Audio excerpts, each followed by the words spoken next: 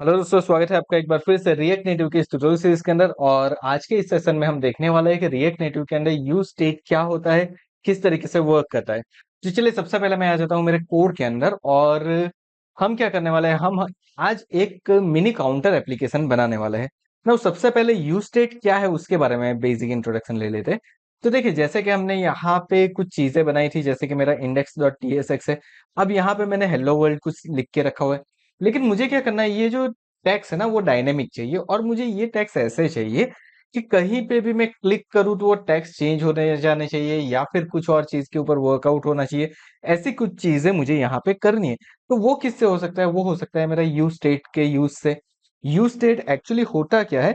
तो वो आपके डेटा को स्टोर करता है, लेकिन वो क्या करता है, आपके डेटा को ओवर द टाइम चेंज करता है ऑन सम इवेंट। ओके, अब ये कैसे होता है वो देखते हैं। सबसे पहले उसको समझ लेते हैं कि वो कैसे वर्कआउट होता है, तो आपको इजीली समझ में आ जाएगा। तो पहली चीज तो मुझे क्या करनी है, मुझे यहाँ पे एक काउंटर एप्लीकेशन बनानी है। सो मैं कंपोनेंट ले सकता हूँ जिसके अंदर मैं काउंटर को ऐड कर सकता हूँ। सो मैं बेसिकली यहाँ पे एक लेने वाला हूँ काउंटर डॉट टीएसएक्स। चलिए हमने यहाँ पे ले लिया। एंड देन हम क्या करते हैं, रिएक्ट नेटिव कंपोनेंट एक्सपोर्ट कर देते हैं। एंड फंक्शनल कंपोनेंट को मुझे एक्सपोर्ट करवाना है। So React Native functional component export, कुछ इस तरीके से हमने कर दिया। सो गाइस, अब सबसे पहला मैं काम क्या करता हूँ, यहाँ पे जो मेरे पास व्यू है उसको एज इट इज ही रहने देते हैं हम। और उसके अंदर हमने सिर्फ काउंटर लिखा है। यहाँ पे हम क्या करते हैं, हमारे काउंटर को ऐड करवा देते हैं। सो काउंटर को ऐड करवाने के लिए हमने सिंपली यहाँ पे लिख दिया काउंटर। एंड देन यहाँ पे कुछ इस तरीके से कर दिया। सी, मेरा काउंटर सेंटर में मुझे डिस्प्ले हो रहा है। So that's all okay. Now अब नेक्स्ट मुझे क्या करना है, नेक्स्ट मुझे यहाँ पे इस काउंटर के ऊपर कुछ वर्कआउट करना है। सो ये जो मेरा काउंटर है, यहाँ से मैं इस पर्टिकुलर टेक्स्ट को निकाल देता हूँ।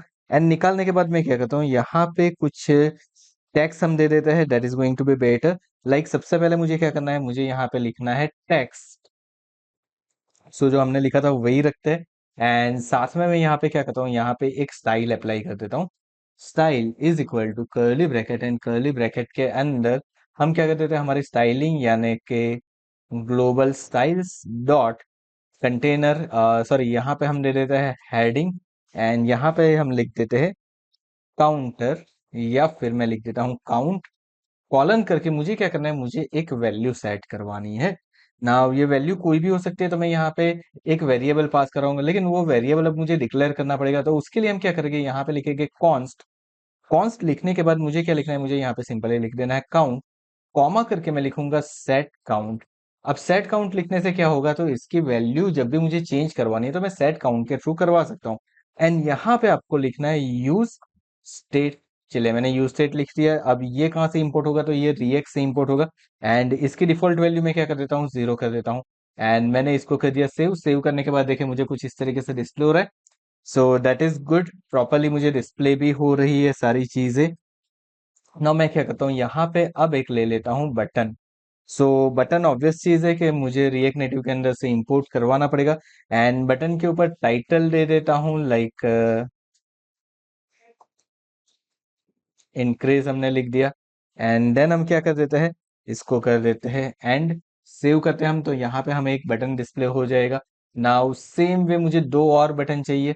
सो मैं यहाँ पे कर देता हूँ रिसेट। चलिए कुछ इस तरीके से मैंने कर दिया रिसेट। एंड यहाँ पे मैं क्या कर देता हूँ, यहाँ पे मैं कर देता हूँ डिक्रीज। चलिए कुछ इस तरीके से हमने लिख दिया है। सो मेरे 3 बटन यहाँ पे बन के रेडी हो चुके हैं। नाउ अब मुझे क्या करना पड़ेगा, अगर आप यहाँ पे कुछ स्टाइलिंग करना चाहो तो स्टाइलिंग कर सकते हो। That's all okay. अगर आपको कोई मार्जिन देना है, पैडिंग देना है, दे सकते हो। अदरवाइज एज इट इज जो है वैसे ही मुझे रखना है। मुझे क्या करना है, सिर्फ इसकी क्लिक के ऊपर मुझे कोई चेंजेस करवाना है। यहाँ पे जो काउंटर है ना, वो इंक्रीज या डिक्रीज होना चाहिए। तो उसके लिए मैं क्या करूंगा, सिंपली मैं यहाँ पे करता हूँ ऑन प्रेस। यहाँ पे मुझे क्या लिखना पड़ेगा, ऑन प्रेस लिखना पड़ेगा। उसके बाद हम क्या करते हैं, तो यहाँ पे हम कॉलबैक फंक्शन क्रिएट कर देते हैं। सो ये हो गया मेरा कॉलबैक फंक्शन। अब देखिए सेट काउंट मैंने एक यूज स्टेट बनाया था, तो यूज स्टेट मैंने यहाँ पे लिख दिया। और उसके अंदर मैं क्या करता हूँ, जो भी मेरा काउंट की वैल्यू है उसके अंदर से मैंने कर दिया -1। यानी कि वो क्या करेगा, वैल्यू को डिक्रीज कर देगा। अगर इंक्रीज है तो अगेन ऑन प्रेस, उसके ऊपर सेम वे एक कॉलबैक फंक्शन बनेगा। कॉल बैक फंक्शन बनाने के बाद हम क्या करेंगे, तो सेट काउंट लिखेंगे, सेट काउंट के अंदर हम क्या करेंगे, काउंट +1। तो देखिए यहाँ पे कुछ इस तरीके से हो गया है ये, एंड मैं इसको सेव कर देता हूँ। देखिए मैं इंक्रीज के ऊपर क्लिक करता हूँ। अब देखिए ये री रेंडर कर रहा है, वैल्यू को अप्लाई कर रहा है यहाँ पे विदाउट रिफ्रेशिंग द पेज। यहाँ पे पेज को रिफ्रेश किए बिना सारी वैल्यू यहाँ पे अपडेट हो रही है हमारी। So this is actually working absolutely fine. Now अगर मैं यहाँ पे डिक्रीज कर रहा हूँ तो सारी वैल्यू भी देखिए डिक्रीज हो रही है ऑन द क्लिक इवेंट। जैसे जैसे मैं क्लिक करता जा रहा हूँ ना, मेरी सारी वैल्यू क्या हो रही है, डिक्रीज होती जा रही है। सो यहाँ पे वैल्यू डिक्रीज भी हो रही है, देखिए माइनस में भी वो वैल्यू जा रही है। So this is working fine, सारी चीजें प्रॉपर हो रही है मेरी। नाउ अब अगर मान लीजिए कि आपको क्या करना है, यहाँ पर रीसेट करना है, तो रीसेट भी आप सिंपली कर दोगे, ऑन प्रेस के ऊपर करोगे, एंड अगेन एक बार आप अपना कॉल बैक फंक्शन लगा दोगे और साथ में क्या कर दोगे, सेट काउंट और उसकी वैल्यू 0 कर दोगे। तो 0 से क्या हो जाएगा, मान लीजिए आपने यहाँ पे इंक्रीज कर दिया, इंक्रीज करके अपने वैल्यू यहाँ पे 1 2 3 कर 4 कर दी। जैसे आपने रीसेट किया, वापस आपकी वैल्यू 0 हो गई। अब देखिए यहाँ पे कहीं पे भी मेरा पेज रिफ्रेश नहीं हो रहा, मेरा लेआउट रिफ्रेश नहीं हो रहा है। सारी वैल्यू क्या हो रही है, सिर्फ री रेंडर हो रही है on the press event. Button के प्रेस इवेंट के ऊपर क्या हो रहा है, सारी वैल्यू हमारी री रेंडर होके हमें डिस्प्ले हो रही है। So that is what, that is actually A you state. You state के अंदर क्या होगा, वैल्यू चेंज होगी और री रेंडर के ऊपर आप उसके ऊपर वर्कआउट करवा सकते हो।